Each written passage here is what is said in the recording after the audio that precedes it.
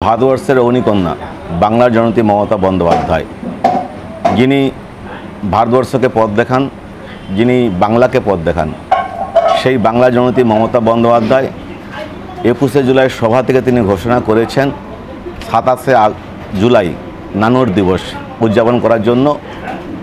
তাই আমরা পাঁশকুড়া ব্লক শ্রমিক সংগঠন আমরা 27শে জুলাই একটি কর্মসূচি অংশগ্রহণ করব এবং তার সঙ্গে আমাদের আদিবাসী দিবস 9 আগস্ট, সেদিন আমরা একটি আদিবাসী ভাইদের নিয়ে একটি ফুটবল টুর্নামেন্টের আয়োজন করেছি। কারণ বাংলার জননেত্রী মমতা বন্দ্যোপাধ্যায়, আমাদের জননেত্রী মমতা বন্দ্যোপাধ্যায় আমাদের সর্বস্ব নেত্রী। তিনি যা বলেন আমরা তার কথা অনুযায়ী আমরা চলি, কারণ আমরা একমাত্র নেত্রী মমতা বন্দ্যোপাধ্যায় যিনি বাংলাকে পথ দেখান, তারই আদর্শ অনুপ্রাণিত। আমরা তার অনুপ্রেরণায় আমরা আমাদের যত কর্মসূচি আমরা সংগঠিত করব। বলছি 27শে জুলাই দলীয় নেত্রী তৃণমূল সুপ্রিমো মমতা বন্দ্যোপাধ্যায়ের ঘোষিত কর্মসূচির আপনারা তো করছেন, পাশাপাশি আইএনটিটিউসি যেমন আপনারা খেলা করছেন, এর পাশাপাশি এই কর্মসূচিকে ধারাবাহিকভাবে এগিয়ে নিয়ে যেতে আইএনটিটিউসি আলাদা আলাদা কী চিন্তাভাবনা করছে বা কী ভাবছে? দেখুন, সংগঠন হয়তো আলাদা আলাদা হতে পারে, দল একটাই, তার নেত্রী মমতা বন্দ্যোপাধ্যায়, উনি আমাদের সর্বস্ব নেত্রী। অতএব আমরা সংগঠন আলাদা আলাদা থাকলেও সবসময় সমস্ত সংগঠন আমরা একসঙ্গে বিভিন্নভাবে প্রোগ্রাম নিই এবং আলাদা সংগঠন যখন আছে শ্রমিকের সংগঠন, শ্রমিকদের নিয়ে এখন আলোচনা করি। যখন শ্রমিকদের নিয়ে আমরা ভাবি তখন শ্রমিক সংগঠন হিসাবে আমরা আন্দোলন নামি।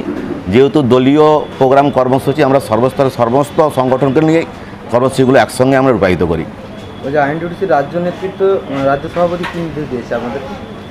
আলাদা করে রাজ্য সভাপতির নেতৃত্ব আমরা এখনও পর্যন্ত দেননি।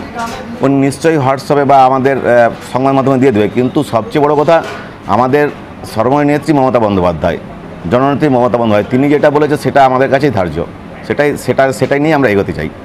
বলছি এই কর্মসূচির পাশাপাশি এটা তো 2025 সাল, 26 সালে বিধানসভা নির্বাচন, সেক্ষেত্রে পাঁশকুড়া ব্লক এলাকা আইএনটিটিউসির সংগঠন কী অবস্থায় রয়েছে, কী বলবেন?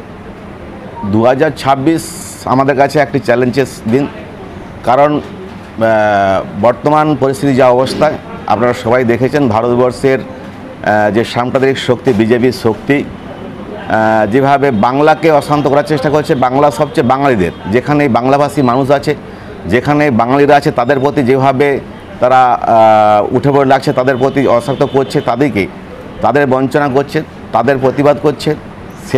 সেই হিসাবে বাংলার মানুষকে আমরা সচেতন বলবো, কারণ বাংলাকে বাঁচাতে হলে, বাংলার সংস্কৃতি রক্ষা করতে গেলে, বাংলার সৃষ্টিকে রক্ষা করতে গেলে সর্বস্তরের মানুষকে ঐক্যবদ্ধ হতে হবে। কারণ এরা বাংলা বিরোধী, এরা গুজরাটি, এরা বাংলা বিরোধী। এরা যতই বলুক আমরা হিন্দু ভালোবাসি, হিন্দু তা নয়, এদের একটাই লক্ষ্য গুজরাটিকে বড় করা। তাই বাংলার মানুষকে ঐক্যবদ্ধ হতে বলবো। বাংলার মানুষকে ঐক্যবদ্ধ হয়ে এই বিজেপি নামক সাম্প্রদায়িক দলকে পরাস্ত করার জন্য সবাইকে ঐক্যবদ্ধ হওয়ার জন্য আমরা আহ্বান করব।